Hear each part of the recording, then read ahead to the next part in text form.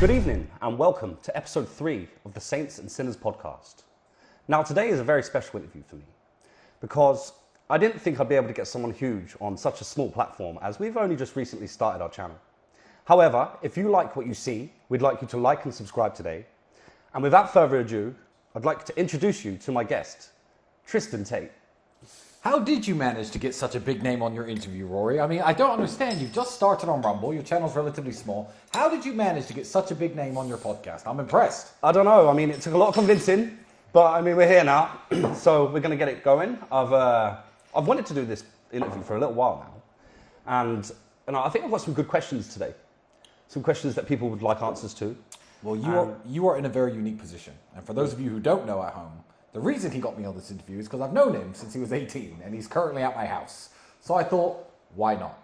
And he is actually in a very unique position because he could probably get away with asking me things that most people wouldn't and most people would be scared to ask. So I don't know what the questions he's going to ask me are, but I'm very interested in what you've got to say. Do you know what? I think the title of this interview will be called The Life of Tristan Tate because we're going to go over a few subjects of, your upbringing, where you started and everything else. Yep. And then we're going to later move on to the more modern sort of stuff. So, okay. Cool. Ready. Without further ado, let's go. Ready when you are. Okay, so let's start from your childhood and your family life growing up in America, because obviously I didn't know you then, So first off, your mum was originally from Luton, right? Yeah, so my parents actually met at an Air Force base near Luton called Chicksands, where American Air Forcemen and soldiers would go out and have a bit of a party, and there were some local English girls around, and my dad, obviously being the big, black, strong, handsome man he was, saw that little pretty white English girl at Chicksands and managed to promote 12 years of marriage and 3 kids out of her. So well done to him. But yeah, I was born in the United States. See, that's very interesting because Chicksands is actually very local to Luton anyway. Yeah. I think it's about a 15-minute drive away. Absolutely. So Eileen met Emery at Chicksands, and from there, she obviously fell head over heels in love with Emery. And then I'm guessing Emery moved Eileen to the States, is that right? Absolutely. I was born in Washington, D.C., Walter Reed Medical Center. I believe that's the same hospital that presidents go to. So I was born in the Walter Reed Medical Center, but I don't remember any of Washington, D.C. Okay, so obviously you were very young at the time. So where was your first school? So I thought you were from Illinois. No. So the reason me and Andrew say Chicago is because nobody knows where anything is in the United States. People know New York, California, Miami. So if I'm in Turkey and people say, where in England are you from? I say London. Because Luton's close. Of course. So I'm not even from Illinois at all. I grew up in a state called Indiana, which is the state next to Illinois. So I lived in a very small town called Goshen. Now I had a grandfather in Chicago. Chicago is a good 5-6 hours drive away from where I am. But if you're trying to make somebody imagine in America where I lived, I just say, Chicago. The Chicago area. Dad grew up near Chicago. It's just an easier explanation to the foreigners. But yeah, I grew up in Indiana. Okay, so let's talk a bit more about your upbringing in America. So did you have a nice family home? Did you live in a nice area? Did you go to a nice school? No, not really. So, I mean, the situation with my father, me and Andrew never really go into it. But essentially, he was a successful man up until I was about 2 years old. So I don't remember ever having any money or anything good. Right. So he used to travel around playing chess. He fought with the military for a decade trying to get his old job back, which ultimately failed. He never did get his job back with the military. He never got any back pay. He never got financial compensation or anything like that. Yeah. So I always remember being poor, even when I was living in America, because my first memories of going to other people's houses, I'm like, I live in a bedroom with my brother and my sister. We have one room that we all share. That was the kids' room. You've got your own bedroom. Stuff like that was mind-blowing to me at age 4 or 5. I mean, and your school there? Your school was it a good school? You know what's funny? I now realize that I'm famous enough that when I start saying the names of schools and stuff, people might contact me from the past. Or what did I say in school? I went to Chandler Elementary School in Goshen, Indiana. That was my first ever school. I knew this. I knew that was Goshen, Indiana. That's right. So let's talk about your sibling relationships growing up. Obviously, I know you're very close to Andrew. You always have been as long as I've known you guys. Then there's Janine as well. So were you guys close growing up? I feel like sibling rivalry, boys fighting and arguing is a very normal part of growing up. We used to punch each other, that kind of thing. Of course, yeah. You've got brothers yourself. Yeah. I think our superpower was as we came into adulthood and realized how alone we were on Earth, or in the world, that we transformed that kind of rivalry or any jealousy or anything we had for each other into teamwork. Into a partnership, Yeah, right? but you don't think that way at 8 or 9 years of age. If you've got an older brother who steals your stuff, you try to punch him. And Of course. He punches you back hard. I think that's a common trait across every sibling, relationship in the world. But, let's talk about chess. When did you start playing chess? Because I've seen articles on Andrew winning chess competitions from when he was 5 years old. When did your dad get you boys to start playing chess? And so what's interesting now is I'm going to start teaching my daughter chess now, and she can't even speak properly. The reason being, I don't remember ever not knowing how chess pieces moved. So I don't know how old I was when he taught me, but I never have that memory of sitting down and saying, how does this piece move? How does this piece move? My earliest recollections of chess, maybe I was 3.5, my earliest recollections of sitting at the board, I knew how the pieces moved already. So for as long as you can remember, you've naturally known where all the pieces move. There's not a single point in my life when I can remember not knowing how to play chess or learning how to play chess. That's insane. I remember studying chess, but actually learning the rules of the game, how to set them up, it feels like I've always known it. So he must have taught me before I could speak. Crazy. So you went to school, Chandler Elementary or whatever the school was called. Yeah. And then after this, your mum and dad had a breakup. They broke up. What age were you then? Jesus, I was about 7.5, 8. And the reasons for the breakup weren't so much the marriage being on the rocks. I believe the reason for the breakup, as it is most marriages and most breakups, was financial. You have to understand, in America, if you're broke, you can't go to the hospital. There's no health care if you're broke. It's not like the NHS in England where you can do whatever you like and just go to the hospital, call an ambulance at whatever hour of the day you want, and it's free. Yeah, I know. So you get charged thousands of pounds for an ambulance in America. Yeah, no, thousands, tens of thousands sometimes. So I think the main discussion of my parents' divorce was around medical care, because we were in a situation where they'd tried so hard for so long to keep their heads above water, but they were now at the point where the medical insurance for the family was lapsing. So me, my brother, and my sister, if anything happened, there was no going to hospital, because that's the way America is. Or if you do go to hospital, you're now in debt forever. So being British citizens, there was a discussion about them perhaps staying together. Yeah. But certainly for now, my mum had to take the kids and go over to England. See, that's very interesting. So it was the financial pressure on the It was relationship that financial. made your mum make that decision But to take you guys away? I think a lot of divorces and a lot of breakups Absolutely. are financial pressure. Listen, I've seen it. I've seen it in a lot of my friends' parents' relationships. I've seen it happen. If you take married couples where they're both working, they're both trying to juggle jobs, incomes, they have arguments about what to spend the family money on. The guy wants to buy too much beer, the woman wants to buy too many clothes. They fall out all the time. And I just feel like it's not great, but a lot of marriages could be solved by giving them $10 million. Like, a lot of the problems in most families could be solved by saying, stay married, here's $10 million. Yes. Just chill out and don't work anymore. So it's one of the reasons that me and Andrew always preach about, financial success and making money and all the things that we always talk about, because we understand that as ugly as it is, I guess, that the world revolves around money in such a way. It's not just the world, it's your relationships, your marriages, your family, the dynamic you have with your kids. It all revolves around money in one way or another, because it can make things a lot better, and money can also make things a lot worse, but being broke is harder than being rich. Which moves me on to my next question. You moved to England when you were very young. 8. Did that have a big impact on you as a child? Did it make you feel it, and did you miss America when you first moved to England? How was that move for you? Moving country when you're a kid is very difficult. And England and America are extremely different countries. So I lived in a country with a forest and nature, and I could run outside and play in the woods. And that was very much my childhood and my lifestyle, I guess, as a 7-year-old, riding bikes around. And then I moved into the middle, just north of Bury Park in Luton. Marsh Farm? No. The homeless shelter we lived in was on Studley Road, the same road as the fire station. I know Studley Road. Anyone from Luton will know Studley Road, I'm sure. It's the fire station road. It's now been demolished and it's a bunch of flats now, but there used to be a house there that was owned by the government. It was like a homeless shelter for homeless families. So there I am in the middle of there. The closest park, I guess, is Wardown Park, but if you go down there, you're going to get stabbed or robbed. Well, these days, absolutely. These days. I mean, it still wasn't that great 25 years ago. The ice cream store there is still running. Yeah? It's still there? It's still going, the same one. Who goes to Bury Park nowadays, especially with your kids? Yeah. But no, I moved to country, and it was very difficult for me to readjust to the educational system. Which is what I'm asking you. You found that part tough? Surely, I mean, So what was your first primary school in England? Because you must have been primary school. I went to Icknield Junior School. Icknield Juniors? Icknield Juniors, and I was year 5 when I started. So I did 2 years of Icknield Juniors. And then, ironically, because the house that the government put us in after the homeless shelter wasn't in the Icknield catchment area, I'd only just made a bunch of new friends. So I was 10 at this point. I've been in England 2 years. I'd only just made a bunch of new friends.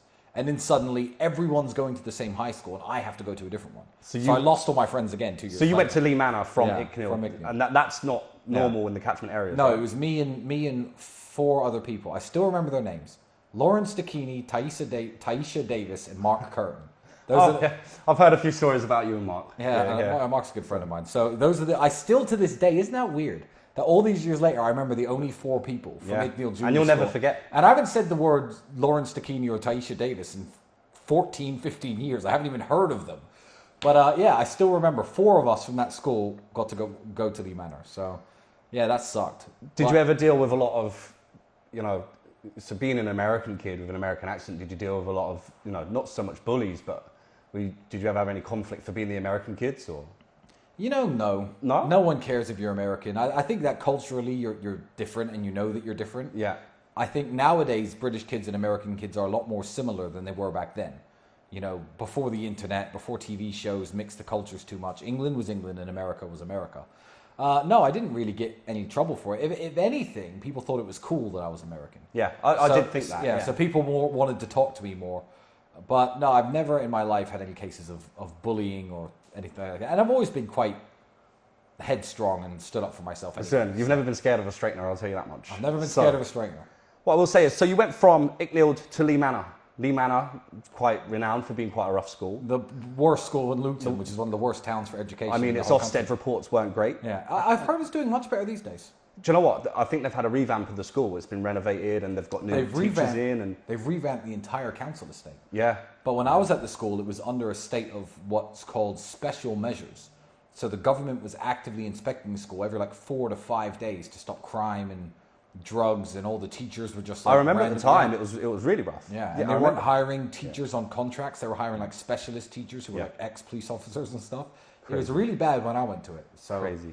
So shout out to Mr. Snape, turned it around. He's probably dead by now. I don't know. He was the head teacher. So going on the topic of Lee Manor being quite run down when you went there, and the education wasn't great. How did you and Andrew become so articulate and so knowledgeable? Well, education is more than what you learn in school. In fact, I believe education is nothing to do with school at all. They're some of the smartest people in the world. I've sat in pubs with people who have knowledge and access to information, or information in their brain that blows people's minds, because they live shitty lives. They sit in the park all day and read books and read newspapers and drink at the pub all night. They're still nowhere and they're still nobodies, but they've self-educated. So when people say to me, Tristan, you're uneducated, technically, I'm uneducated because I don't have a university degree. I know much more about many more things than almost anyone I know who has a university degree. But where did that discipline come from? Because obviously your dad was in America, yeah, right? Your mum was in England with you guys. She had enough on her hands trying to raise 3 kids by herself in Luton. That in itself is a task. Where did you get the discipline to educate yourself, and make yourself that? Did you read a lot of books? I did read a lot of books, but it was more out of curiosity than discipline. I could lie and say that when I was a kid, I was focused on learning things and I wanted to know everything. It's not really true. I just, libraries are free. I was bored. There was no source of entertainment in the world. Yeah. I remember being at year 5 learning about stupid things like the ancient Greeks. And as an American, I'd never heard of Greece. So I was like, what? Who are the ancient Greeks? I remember, so I'm 9 years old at this point. I had no idea who they were. So I would go to the library and get books out about them and start reading about them and try to educate myself. So when I sit with most people from any walk of life, there's at least a conversational topic I can hold with them. Yeah. But it wasn't about discipline when I was young. It was about curiosity. And then it was about being poor and being broke and having nothing else to do, really, than to read books. Yeah. But I mean, you see my room now; it's full of books. People don't know how much I read. I can't say the same for most people that went to Lee Manor at your age. I don't know. A lot of them. A lot of them are in jail. Which is why I asked the question. What made you choose that different path? However, what I will say is, when did you and Andrew decide that you were going to start fighting? You're both renowned fighters. Andrew's a 4-time world champion, as most people know in kickboxing. Yourself, you fought for British and European titles. Mm-hmm. I went to them fights, which you fought brilliantly in. Yep. It's What age did you start fighting and why? You know Luton, man. Yeah. There's nothing to do. And people say, why did you choose kickboxing? Why didn't you choose boxing? Why didn't you choose rugby? Why didn't you choose this? Like, it was simple as I was broke and there was a kickboxing gym in Luton. The best sporting facility in Luton was a kickboxing gym. Sure, there are some good boxing gyms and there's some good other things, but Andrew discovered this kickboxing gym. How old was Andrew? 16 maybe? 16? 16. He was doing his last year of high school. And how did you meet Amir? You know, how did you decide, right, I'm going to go storm gym, and, you know, what made you choose Well, Amir? Andrew had been a few times, and Amir had beaten Andrew up quite badly on his first visits. It was back in the old school, you know. Nowadays, you couldn't do that if some kid turned up at your gym. Amir's ruthless, bro. Beat him up, and he'll never change his ways. Nah, he'll never change. Amir's not for soft people to go into his gym. That's just not Amir's style. No, but it was, yeah, I think we just found a good affinity with him. We had a good relationship with him. We looked up to him, I guess, like an older brother or a father figure, you know, back in the day. And, you know, he's smart, he's powerful. He fought in that war that I found incredibly interesting. He was just one of those characters I just gravitated. Amir is a character. I gravitated towards. He is a massive character. And he was here 2 weeks ago. So guys, if anyone hasn't heard Amir's stories, I can tell you now, you can sit with Amir for an hour and listen to them, and they'll blow you out of the water, because honestly, how is that man not dead? He's unkillable. Yeah. You know? And most people from Eastern Europe watching this will know about the Yugoslavian conflict. So he was one of the Bosnians. So but he was special forces in Bosnia. He was well known, Indeed, right? Indeed, he was. So that was so I gravitated towards Amir, and it became one of those things. What else is there to do? Mm-hmm. Okay, you finish work. First it was school, but then as I got older, you finish work. Then what do? Go home and do what? Play video games? Jerk off? Like, no. I know you two boys have got way too much energy. You go to the kickboxing gym. Right? You get beaten up, you get tired, you wake up the next morning, you go to work, you come home from work, what's there to do tonight? Nothing, kickboxing gym. Occasionally go out on a Friday or Saturday night, but what else was there really to do? I feel like, and I'm going to go on a bit of a rant. No, let's do it. I feel like the talent pools of athletes, musicians, anything that's moderately impressive, they're being diluted and they're vanishing in today's world. So when I was in jail in January, I saw a music video where Jimmy Page, the guitarist from Led Zeppelin, was playing the guitar. And Andrew went, fucking hell, he's good. How did he get so good? I said, I'll tell you how he got so good. Because every boy who was 14 or 15 got a guitar for his birthday. Yeah. And millions of them tried to learn how to play. And a few became very, very good. You identified through the use of guitars the most talented guitarists in the world. How many 16-year-old boys get guitar for their birthday nowadays? None. What do they get? A PlayStation. What do they get? A Nintendo. Yeah. So boxing, I feel like, is in sadly, its last great era, if you could call it that. Yeah. Because if you think of fighters, great fighters like Floyd Mayweather, Oscar De La Hoya, who spent years in the amateurs fighting for nothing. Mike Tyson. On pure sponsorships. Yeah. Hundreds of amateur fights, not making any money, not getting any clout, not getting any glory. For 10 years maybe, but for the first time they ever have a fight that's even on television, the talent was so refined by the sheer number of people participating in the sport or participating in learning how to sing or dance or play guitar or box or ice skate that you got super talented people. Now I look around at the Western world and every young man, everyone, 15, 16, out of shape, scrolling on TikTok. That's what they're doing. Yes. So what are we going to do? Discover the world's best fucking serial masturbators? Like, where's the talent pools now? You don't have any talent pool to pick any talent from. So I think it's all going downhill. But yeah, I stayed with kickboxing. Which brings me on to my next question. What age did you and Andrew leave your mum's house and decide that you were going to go and live together? Well, we lived separately at first because we were very young and that house was two men of our size living in that house. Two big guys living We're in that house. too big for that house. Yes, right. I can imagine you drove Eileen mad. Yeah, we drove her insane. So I actually left when I was 15. When I was working at that sandwich shop, you know Peter. I made a friend, a guy from Slovakia named Peter, and he lived in this house where the Eastern Europeans who moved to England, I guess they still do it today, but it was certainly a lot more popular back then, where they would rent one house and everybody would pay the rent share for one room. So it's like a shared house and you all chipped in to so pay the rent to the landlord? I paid £190 a month, which was affordable at my salary. And that was at Pret? Yeah, working at Pret, making sandwiches. So your first ever job was Pret? Yes, working at the airport making sandwiches. And what did Andrew do? Andrew was working in the fishmongers in the market.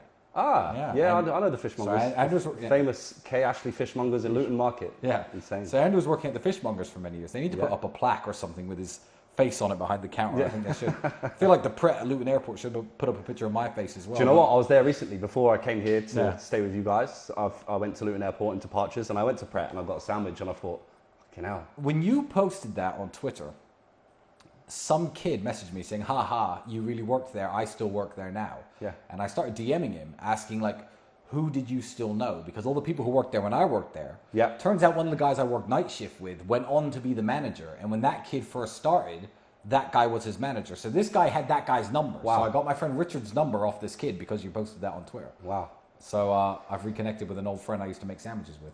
So I remember when, you know, I first met you and Andrew. You know, I met Andrew, funny enough, we had a debate on Bebo, and you know, we were arguing on Bebo, me and Andrew, on a different social network that a lot of the young men won't know what that is nowadays. Yeah. No, me and Andrew met up and we had a fight, and you know, I got my ass handed to me. That's fine.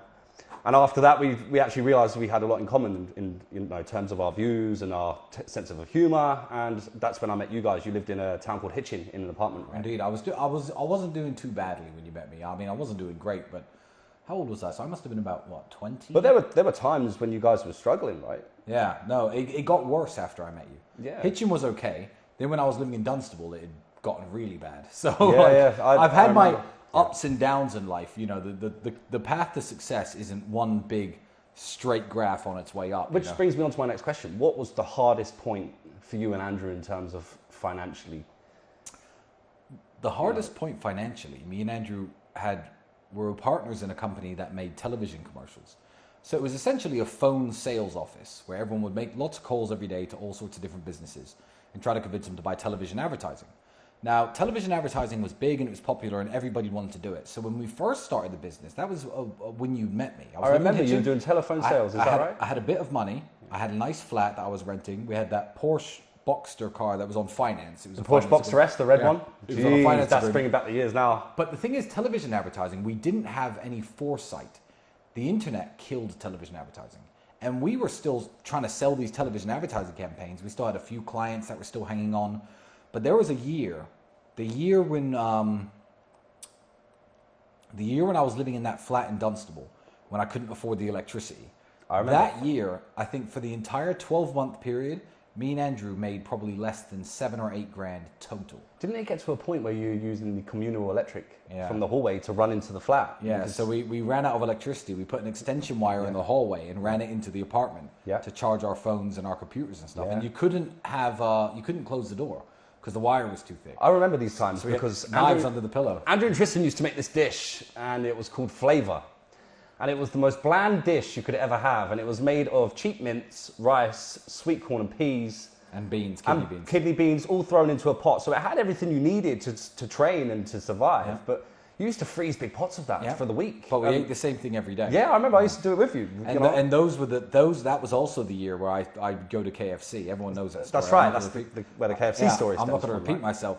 But it's weird when you become a public figure and you're seen on the internet, people don't understand your life story. So people will say, I'll say like, oh, when I was 21, 22, I used to go to KFC and etc. And the people would find a picture of me and Andrew at 20 and 21 in that old Porsche Boxster we had on a finance agreement and be like, look. I've still got many pictures. And they'll be like, oh, look, that's not true because this was 1 year before he said that happened. Yeah. There were ups and downs in my life, loads of ups and downs. Which is why I think it's important for people to know that you weren't always, you didn't always have money. Because people were under this illusion that you always had money. And that annoys me because I've seen you guys and I've seen your struggle and I've seen what you had to do to pay your rent. Before I was 28, I certainly had more hard times than good times. Absolutely. But the last few years have been exceptionally easy. Even this one, where they send me to jail, it's fine. Okay, well, which is funny because I know you and Andrew, and I know that you've had the same friends from when I met you guys. Yeah, right. You, Marcel, we got a few good friends. Surely you guys had a criteria as to who you chose as your friends and who you didn't. Obviously, I had bad taste. No, I don't think. You know, when some people will meet a girlfriend and they'll be like, this one's the one. And they'll be like, how do you know? And they'll be like, nope, I just know. I don't think you pick friends. I don't think you really analyze people. At an older age, now I have to be more careful who I meet. I certainly do find myself analyzing people. What do they want from me is a big question that I have to ask myself now. Absolutely. I'm as wealthy as I am. But back in the day, I don't think that you analyze people on a conscious level. I think it's all subconscious. So I can't actually tell you what the criteria was or what I was thinking at the time or why I hung out with the people who I hung out with. But the only thing that I know I've always looked for in friends and people is loyalty.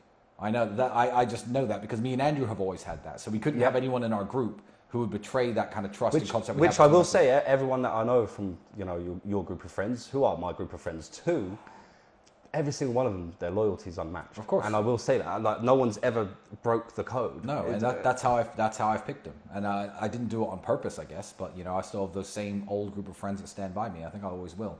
Unfortunately. Yeah. Well, sorry. But here you are. You're stuck now. Yeah. Sorry, bro. So, what was your proudest moment growing up?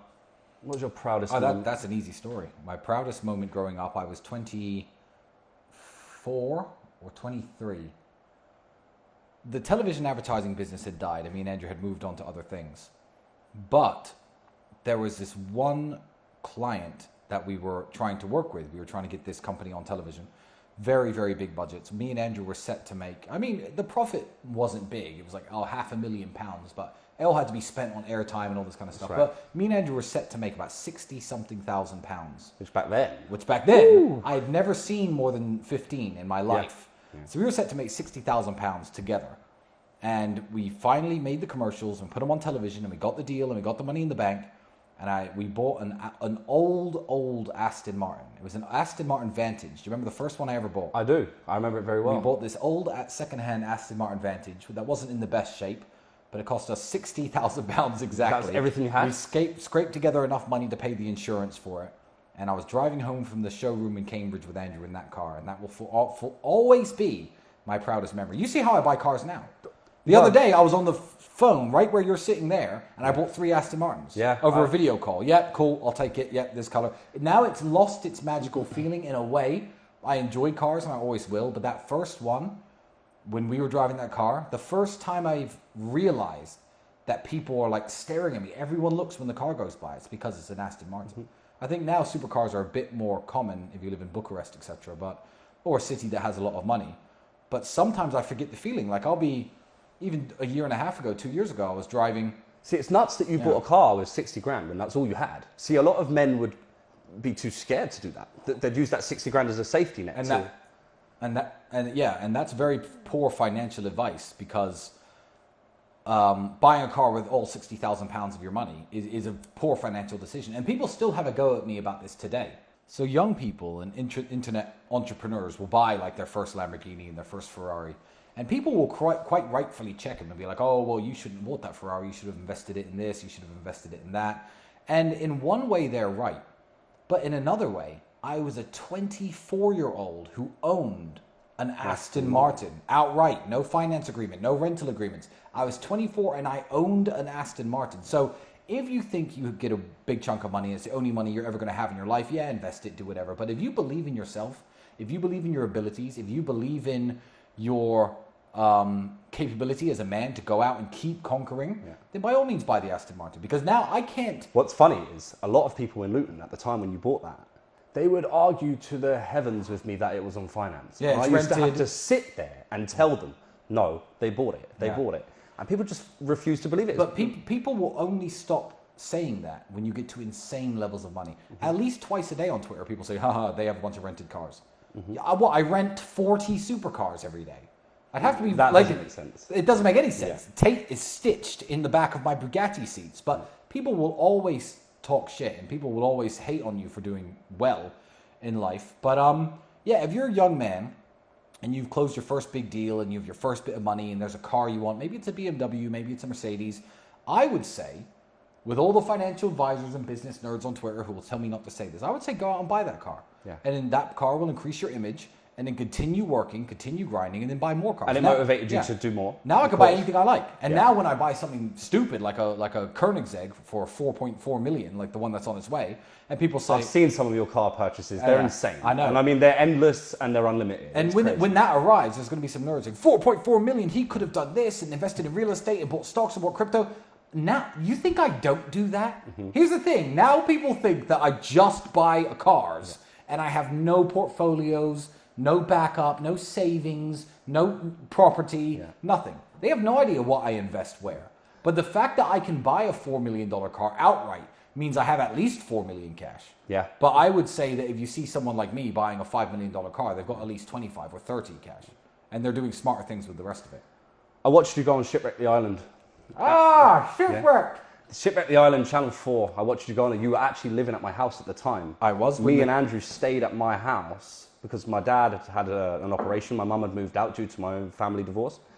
And you and Andrew were living at my house. I remember me and Andrew waited for you. For 3 months you were gone. I was gone on the island, yeah. Right, and when you came back, you were skinny as a rake because there was no food there or you had to sustain yourself. Now, after that, you started traveling quite a lot. And I mean, in the sense of we went to Goside, Slovakia, a few times. Me, you and Andrew, you know, and Goside was beautiful, which brings me on to say, where did Romania come into the equation? Because I'm missing that link myself. I've always liked Eastern Europe. So the reason I used to go to Košice is because when I was 15, 16, I used to live with that Slovak guy, Peter, who I still speak with to this day. He's a good friend of mine. And he invited me to his hometown once. And I was like, it's clean, it's safe, it's beautiful, everyone's nice, everyone's safe. And you hear the word, especially we're now talking, 20 years ago, 19 years ago, when you hear the word Slovakia, everyone's like, Slovakia must be a hellhole. I think people are now a lot more wise than they were. Yeah. But Romania probably has one of the worst brand names in Europe. And it must have been 9 years ago now. There was a big fight show out here, and my friend didn't have cornermen. My friend Thomas didn't have a cornerman, and he said, I don't have, the show won't pay to fly my cornerman out. Do you and Andrew want to come be my cornerman? We said, yeah, let's go check Romania out. And Romania was and still is an absolutely wonderful country.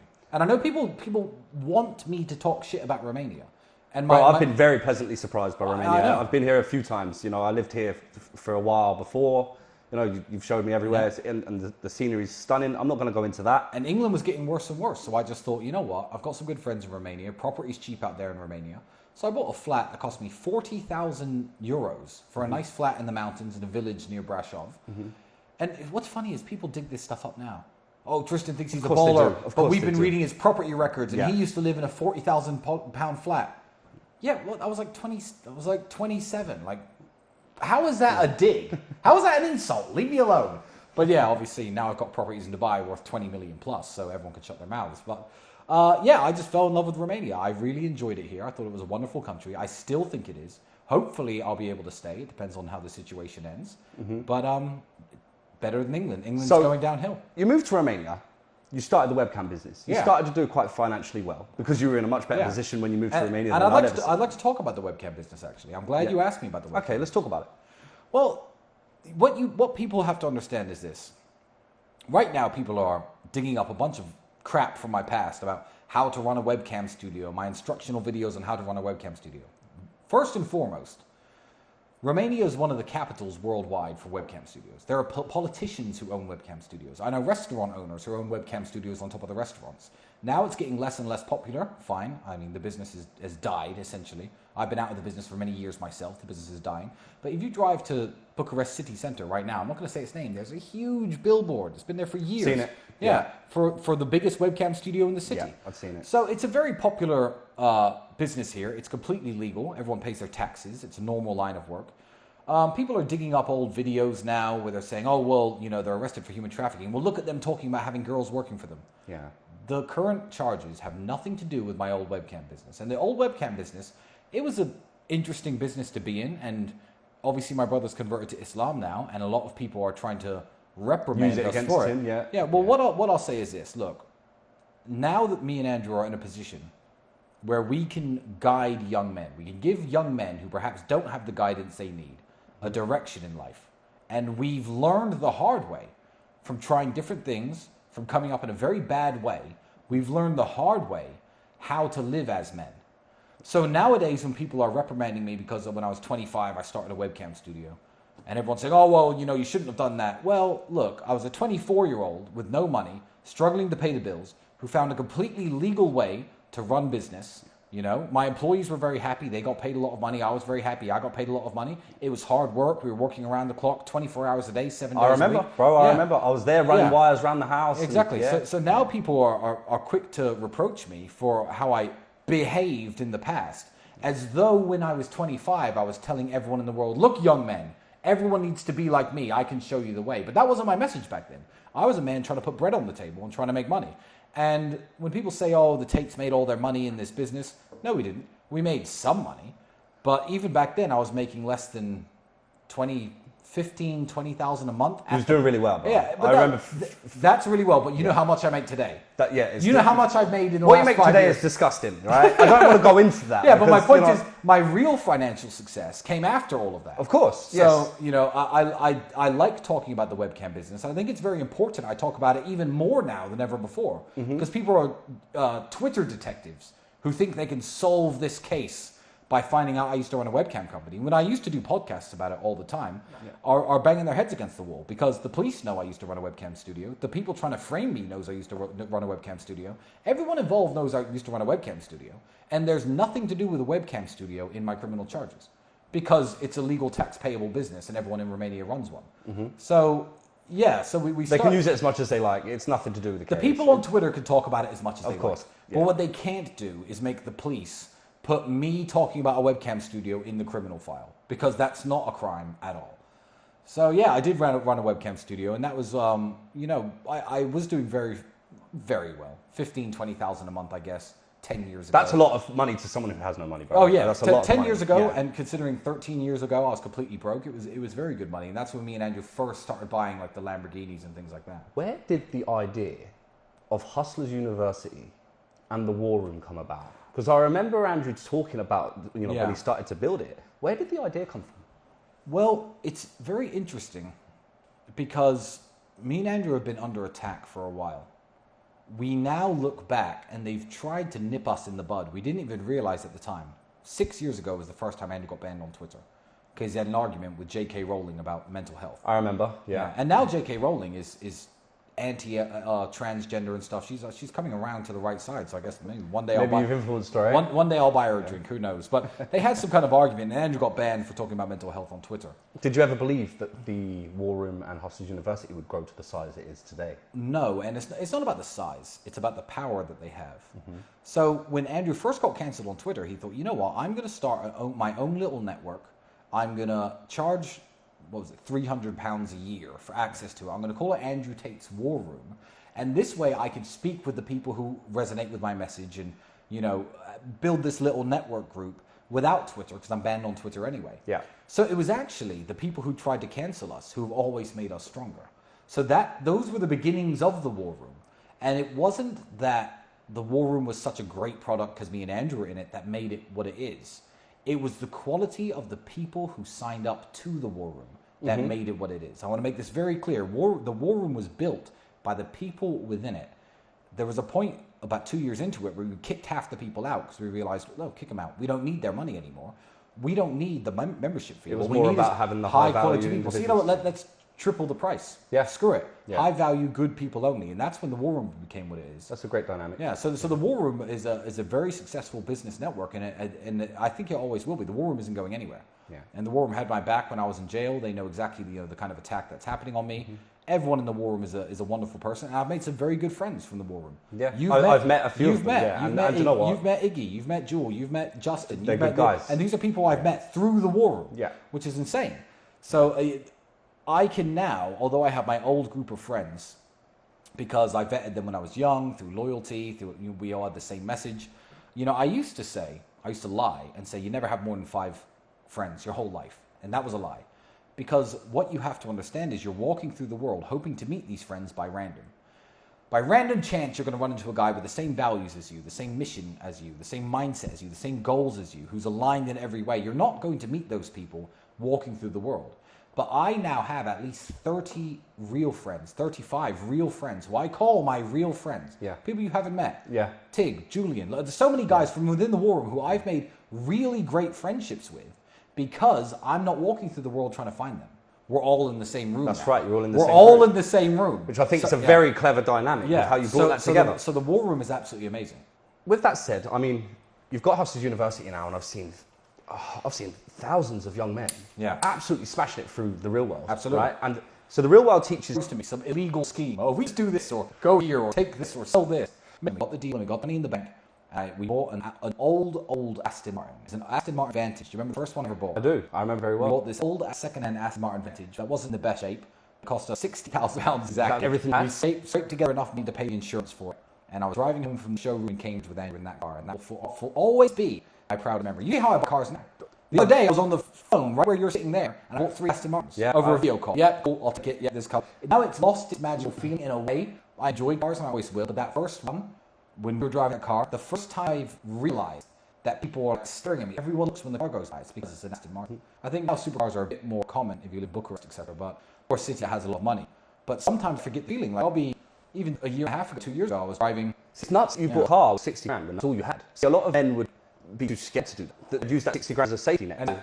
And it's very poor financial advice because buying a car with all £60,000 of your money is a poor financial decision. And people still have a go at me about this today. So young people and internet entrepreneurs will buy like the first Lamborghini, their first Ferrari. And people will quite rightfully check and be like, oh, well, you shouldn't have bought that Ferrari. You should have invested in this. You should have invested in that. And in one way, they're right. But in another way, I was a 24-year-old who owned an Aston Martin outright. No finance agreement, no rental agreements. I was 24 and I owned an Aston Martin. So if you think you get a big chunk of money, it's the only money you're ever going to have in your life, yeah, invested, whatever. But if you believe in yourself, if you believe in your abilities, if you believe in your capability as a man to go out and keep conquering, by all means buy the Aston Martin. Because now I can't. What's funny is a lot of people in Luton at the time when you bought that, they would argue to the heaven with me that it was on finance. Yeah, I used to have to sit there and tell them, no, they bought it. They bought it. And people refuse to believe it. But people will only stop saying that when you get to insane levels of money. At least twice a day on Twitter, people say, they haven't rented cars. I rent 40 supercars every day. I'd have to, that doesn't make sense. It doesn't make any sense.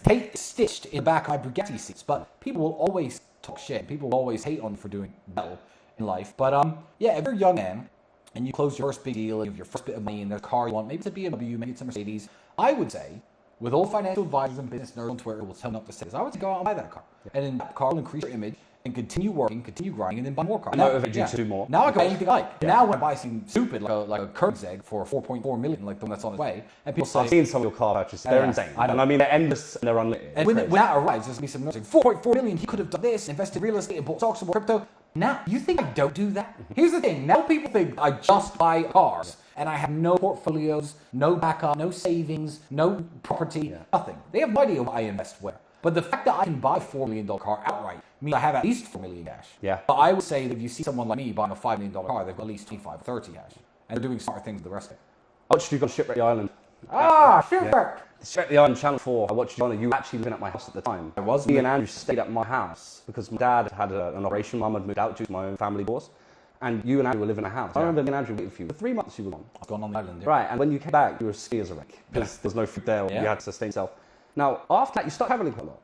And I mean, in the sense of, we went to Goshice, Slovakia, a few times. Me, you, Andrew, and Goshice is beautiful. Which brings me on to say, where did Romania come into the equation? Because I've missed that link myself. I've always liked Eastern